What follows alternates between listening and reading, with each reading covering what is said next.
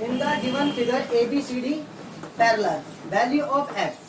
ए B और C D parallel यानी समांतर है, ना तो उधर की तरफ ऊपर की तरफ कहीं मिलेंगे ना नीचे की तरफ कहीं मिलेंगे, और हर जगह पर इनका अंतर समान होगा, इसीलिए इनको कहा जाता है समान अंतर, समांतर।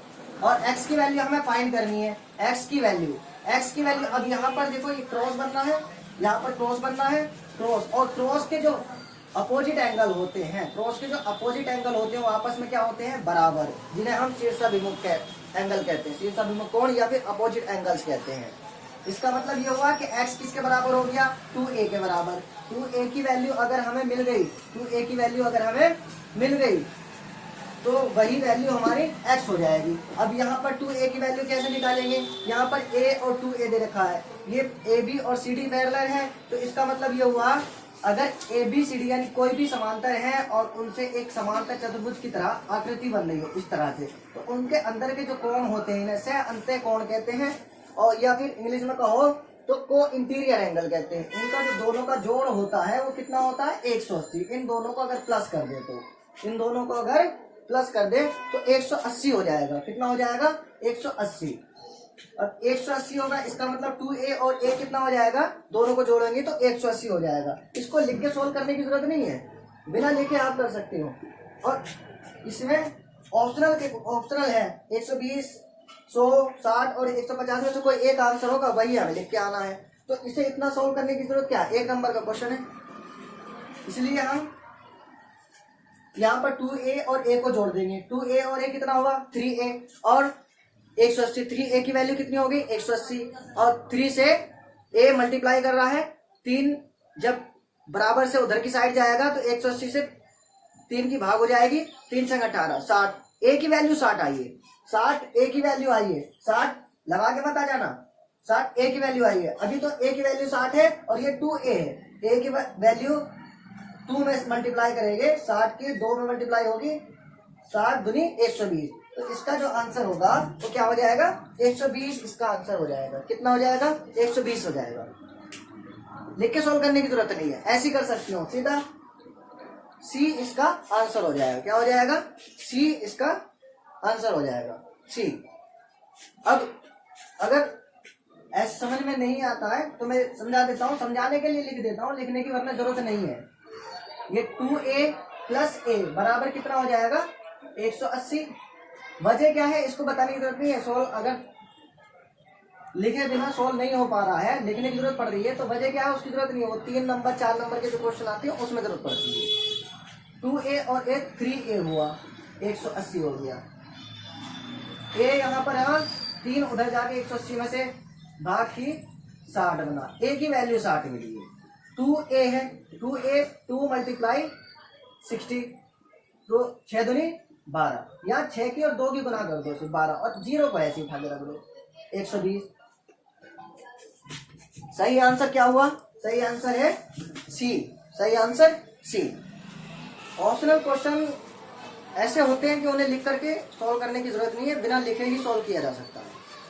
अब ये क्वेश्चन है जिसमें कह रहा है if graph of the equation 2x plus y is equal to k passes through 1 and 1 then value of k is। अब इसमें से k की वैल्यू क्या होगी, 1 2 3 4। मतलब ये कह रहा है कि एक ग्राफ, ये समीकरण दे रखा है, इस समीकरण में x और y की वैल्यू चाहिए, x और y की। अब x और y की जो ये कोऑर्डिनेट, जो ये निर्देशांक दिए होते हैं, इसी में जो x की वैल्यू पहले वाली होती है, अल्फाबेट में पहला अक्षर कौन सा, x या y, x पहले है y बाद में, इसलिए जो पहले वैल्यू है वो x है और बाद में जो वैल्यू है वो y है। इस तरह से आप याद रख सकते हो, x y। अब x की वैल्यू 1 और y की वैल्यू भी 1। अब x और y की जब वैल्यू 1 है, 1 किसी में भी मल्टीप्लाई करे वही आंसर आता है। अब यहाँ पर अगर देखो x 2 में मल्टीप्लाई कर रहा है, यानी x का मतलब 1, यहाँ पर x का मतलब 1। अगर 1 यहाँ पर 2 में मल्टीप्लाई करेगा 2 ही आएगा, और यहाँ पर भी 1, 2 एकम 2, 2 और 1 3, तो k की वैल्यू कितनी हो गई, k की वैल्यू हो गई 3। सी इसका आंसर हो गया। अब अगर लिख के समझना है तो मैं लिख के भी समझा देता हूँ, 2x plus y बराबर के 2 इंटू, दोनों के बीच में कोई निशान नहीं, 1 गुना का निशान और x की वैल्यू 1, y की वैल्यू भी 1, 2 एकम 2 प्लस 1 के हुआ 2 और 1 3। अब यहाँ इधर रखो या फिर इधर ही रखो तब भी के बराबर 3। सी इसका आंसर हो गया। अब बढ़ते हैं क्वेश्चन नंबर 5 की तरफ। The coordinates of the point, point के जो निर्देशांक है भुज ऑफ शीशा, जिसके जो भुज है इज 1 -5 एंड विच लाइज, और ये जो लाइज करती है यानी स्थित है ऑन एक्स एक्सिस, किस पर, एक्स एक्सिस पर है। एक बिंदु है जिसका भुज है -5 और वो एक्स एक्सिस पर है। अब एक्स एक्सिस पर अगर है तो उसके निर्देशांक इनमें से कौन से होंगे। अब निर्देशांक में एक एक्स होता है और एक वाई होता है। एक्स एक्सिस पर जितने पॉइंट होते हैं वो एक्स कहलाता है और वाई एक्सिस पर जितने पॉइंट है वो वाई कहलाता है। यानी एक्स एक्सिस वाले भुज और वाई एक्सिस वाले कोटि, एक्स एक्सिस वाले आपसीसा और वाई एक्सिस वाले ऑर्डिनेट। अब एक्स एक्सिस के पॉइंट है वो पहले आते हैं ABCD में, अल्फाबेट में एक्स पहले आता है वाई बाद में आता है। इससे आप याद रख सकते हो कि एक्स को पहले लेना है और वाई को बाद में। अब पहले क्या होता है, एक्स होता है, एक्स एक्सिस वाला यानी कि भुज। पहले क्या कहलाएगा, पहले निर्देशांक में भुज आता है, फिर उसके बाद कोटि। पहले आता है एक्स एक्सिस यानी एक्स एक्स, फिर उसके बाद वाई एक्सिस यानी वाई अक्ष। ये आपको याद रखने है, ये दोनों क्यों याद रखने। अब भुज और कोटि याद है, एक्स एक्सिस वाई एक्सिस के बारे में पता नहीं। अब यहाँ पे भुज ना कहकर वो कह दिया उसने एक्स एक्सिस -5 है, एक्स एक्सिस का जो बिंदु है वो -5 है, वाई एक्सिस उसने दिया नहीं। तो समझ जाना कि -5 पहले आएगा। पहले क्या आएगा, भुज, बाद में क्या आएगा, कोटि। अब यहाँ पर ये देखो भुज कितना है, -5, तो भुज कितना हो गया, -5, ठीक। और कोटि क्या हो गया, कोटि इसमें दे ही नहीं रखा है तो कोटि 0 हो गया। कोटि कुछ नहीं है तो कोटि 0। कितना आसान है। इसमें से भुज दे रखा है -5, तो भुज पहले आएगा, कोटि बाद में आएगा, ये ध्यान रखना है। भुज मतलब एक्स एक्सिस, वाई मतलब कोटि, कोटि को वाई एक्सिस। ABCD का अल्फाबेट में एक्स पहले आता है, अल्फाबेट में एक्स पहले आता है, वाई बाद में आता है। इसीलिए हम एक्स यानी भुज को, एक्स एक्सिस के पर पॉइंट जो भुज होगा उसको पहले लेंगे, वाई एक्सिस पर जो पॉइंट होगा उसको बाद में लेंगे। अब इसमें भुज दे रखा -5 और कोटि इसमें दे नहीं रखा, तो इसका आंसर आएगा -5 और 0। -5 और 0 कहाँ पर है, मेरा बी में, -5 0, ठीक है। Which is irrational number in the following, निम्न में से अपरिमेय संख्या कौन सी है। अपरिमेय संख्या कौन सी होती है, नॉन टर्मिनेटिंग नॉन रिपीटिंग, जो रिपीट भी ना हो और टर्मिनेट भी ना हो, यानी बार बार एक ही चीज आती ना रहे और कहीं रुके भी ना। अब रिपीटिंग पर क्या होता है, बार का निशान आ जाता है। जैसे ये है, यहाँ पर ये वाली, ये रिपीट हो रही थी, 16 16 16 बार बार आ रहा था, 0.14 16 16 16 इस तरह से। अब ये एंड सो ऑन, जो 3 बिंदु है इनको हटा करके 3 पॉइंट्स को हटाया और हटाने के बाद क्या किया, जो रिपीट हो रहा था उस रिपीटेशन पर बार का निशान लगा दिया। यहाँ के भी पॉइंट्स हट गए, इसमें पॉइंट्स है नहीं, इसके अंदर भी पॉइंट्स क्यों नहीं है, क्योंकि 14 16 बार बार 1416 1416 आ रहा होगा, इसमें भी बार का निशान लगा दिया। नॉन रिपीटिंग नॉन टर्मिनेटिंग में जो अनवसानी अनावर्ती होती है, नॉन रिपीटिंग और नॉन टर्मिनेटिंग, जो अनवसानी अनावर्ती होती है उसके पॉइंट्स जो है लास्ट के वो हटते ही नहीं है। जिसके लास्ट के पॉइंट नहीं हटेंगे वही नॉन टर्मिनेटिंग नॉन रिपीटिंग होगी और इसीलिए वही अपरिमेय संख्या होगी। इसमें पहचानना बड़ा आसान है, इसमें पॉइंट्स नहीं है लास्ट में, इसमें पॉइंट्स नहीं है लास्ट में, इसमें पॉइंट्स नहीं है और इसमें पॉइंट है डी में। इसका आंसर क्या हो जाएगा, डी। हाँ, जैसे √2 है, √3 है, साथ में पाई है, ये अपरिमेय संख्या है। कभी कभी क्वेश्चन दे देता है कि पाई निम्नलिखित में से क्या है, कहेगा पूर्ण संख्या है, प्राकृत संख्या है, परिमेय है, अपरिमेय है। तो पाई के लिए क्या कहोगे, अपरिमेय संख्या है। √2 दे देगा, √3 दे देगा, तो इसका भी ध्यान रखना, क्वेश्चन बदल भी सकता है। और क्वेश्चन नंबर 7 की तरफ चलते हैं। 23.43 का P/Q वाला रूप हमें इनमें से बताना कौन सा है। पी अपॉन क्यू का मतलब है भिन्न में बदलना, बटे में बदलना, फ्रैक्शन। 23.43 इनमें से कौन सा फ्रैक्शन होगा 23.43 का। ये क्वेश्चन x मान करके कर सकते हैं, लेकिन x मान के करेंगे तो बहुत लंबा पहुंच जाएगा। अगर 3 नंबर का होता, 4 नंबर का होता तो x मान करके तब करते, x लेते और उसके बाद उसको सॉल्व करते।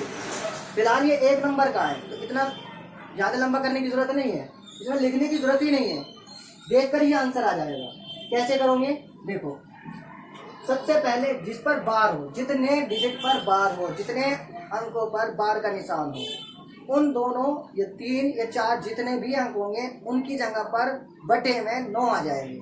कितने पर बार है? 4 और 3 पर बार है। कितने पर बार है? 4 और 3 पर बार है। यहाँ पर देखो कितने पर? 4 और 3 पर बार है। 2 डिजिट ऐसे हैं जिन पर बार है, तो नीचे कितने आने चाहिए? 2 अब यहाँ पर सी में कितने आ रहे हैं? 3 9। डी में कितने आ रहे हैं? 3 9। तो सी और डी इसका आंसर नहीं होगा, ये ऑप्शन हो गए गलत। अब बाकी बचे ए और बी। ए और बी में नीचे दोनों के 2 9 हैं। अब इसके लिए नीचे वाले यानी हर को, डिनोमिनेटर को तो हम चेक नहीं करेंगे। अब किसे चेक करेंगे? नोमिनेटर को, अंश को। ऊपर वाला जो 2320 है, 2343, दोनों में से कोई एक सही होगा, देखते हैं।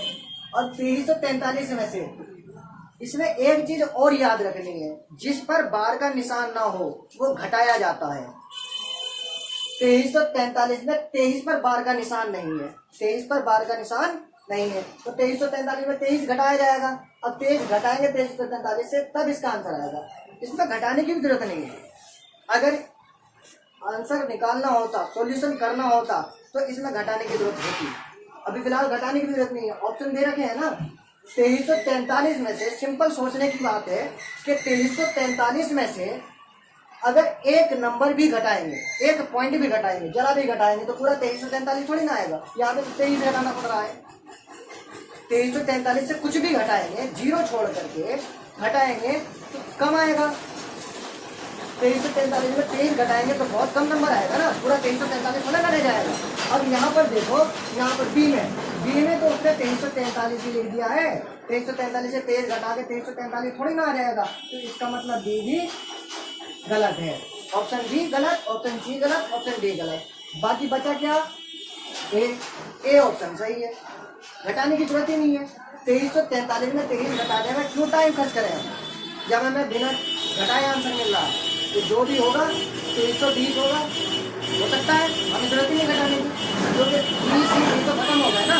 अगर इसमें एक ऑप्शन हटा कर कह दिया जाता नॉन ऑफ दीज, ऊपर में से कोई नहीं या इनमें से कोई नहीं, तब हमें उसे घटाने की जरूरत पड़ती है, क्योंकि वो सही आंसर उनमें से हो भी सकता था, नहीं भी। फिलहाल क्या है? फिलहाल हमें ऑप्शन 4 ही दिए, जिसमें बी सी डी गलत हो गया, तो हमारा ए ही होगा इसका। ठीक है ना। The length of each side, हर एक भुजा की लंबाई ऑफ एन इक्विलेटरल ट्रायंगल, समबाहु त्रिभुज की हर एक भुजा की जो लंबाई है वो हमें फाइंड करनी है। ऑफ एरिया, और एरिया कितना दे रखा है उसका? 4√3 सेंटीमीटर स्क्वायर। 4√3 सेंटीमीटर स्क्वायर का जो है वर्ग सेंटीमीटर वाले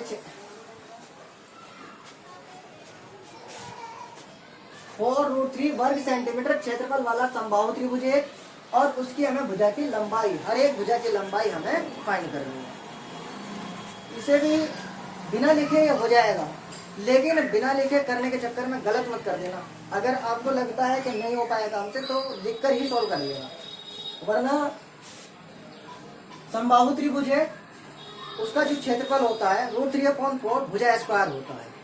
भुजा की √3/4 में मल्टीप्लाई हो रही है। अब स्क्वायर ये क्षेत्रफल है 4√3, अब 4√3 बराबर के उधर की तरफ है, √3/4 मल्टीप्लाई कर रहा है भुजा के स्क्वायर में, उधर जाकर के क्या करेगा? मल्टीप्लाई में ही रूट बदल लेगा, √3/4 की जगह 4/√3 हो जाएगा। 4/√3 में 4 और √3 नीचे आ जाएगा, √3 से √3 तो चला जाएगा, 4 × 4 हो जाएगा, जबकि 4 स्क्वायर हो जाएगा। स्क्वायर दोनों काटेगा तो भुजा कितनी हो जाएगी? 4 आ जाएगी। फिलहाल मैं लिख के समझा देता हूँ। समबाहु त्रिभुज का जो क्षेत्रफल है, क्षेत्रफल कितना है, वो कितना है, 4√3 है। अब क्षेत्रफल का फॉर्मूला होता है √3/4 भुजा स्क्वायर, यही होता है √3/4 भुजा स्क्वायर बराबर में 4√3। अब यहाँ पर भुजा स्क्वायर में √3/4 मल्टीप्लाई कर रहा है, कोई निशान नहीं होता तो मल्टीप्लाई होती है। √3/4 जो है वो उधर अगर जाएगा, अगर बटे में है तो उधर मल्टीप्लाई का भाग मत बनाना, भाग से थोड़ा कंफ्यूजन में आ जाता है सवाल, इसलिए बेहतर है कि वहां पर मल्टीप्लाई में उसके न्यूमरेटर और डिनोमिनेटर को बदल दो, अंश और हर को बदल दो। 4 नीचे है उसको ऊपर ले जाओ और √3 ऊपर है उसको नीचे ले जाओ। अब मल्टीप्लाई अगर हो, क्या हो, मल्टीप्लाई अगर हो तो मल्टीप्लाई में ऐसे क्रॉस में भाग हो जाती है। √3 से √3 तो चला गया, यहाँ 4 बचा, यहाँ 4 बचा। देखो मैं इधर बता रहा हूँ, भुजा स्क्वायर कितना बचा, भुजा स्क्वायर कितना बचा, भुजा स्क्वायर बचा 4 गुना 4, 4 गुना 4 बचा,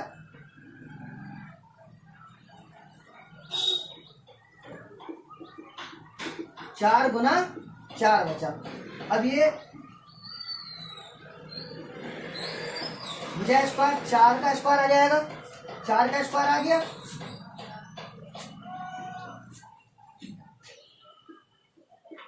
स्क्वायर से स्क्वायर चला गया, भुजा रहा 4, भुजा का आंसर कितना हो गया 4, साइड 4 है, ऑप्शन ए करेक्ट। ये क्वेश्चन भी समझ में आ गया, इसके आगे चले, समझ में आ गया होगा। अब लिख के भी मैंने बता दिया है, कुछ भी नहीं है, क्षेत्रफल 4√3 है, √3/4 भुजा स्क्वायर, इसका क्षेत्रफल का फॉर्मूला होता है, ये फॉर्मूला याद कर लेना, √3/4 भुजा स्क्वायर, √3/4 उधर जाएगा, मल्टीप्लाई में 4/√3 बन जाएगा, उल्टा हो जाएगा इसका, √3 से √3 चला गया, 2 4 बचे, इसमें 4 का स्क्वायर हो जाएगा और स्क्वायर स्क्वायर से खत्म हो जाएगा। यहाँ पे लिखना चाहो तो ये लिख दो, 4 का स्क्वायर, स्क्वायर से स्क्वायर खत्म, कितना बचा 4, भुजा का स्क्वायर, भुजा कितनी होगी 4, ऑप्शन ए करेक्ट आंसर। चलते हैं क्वेश्चन नंबर 9 की तरफ।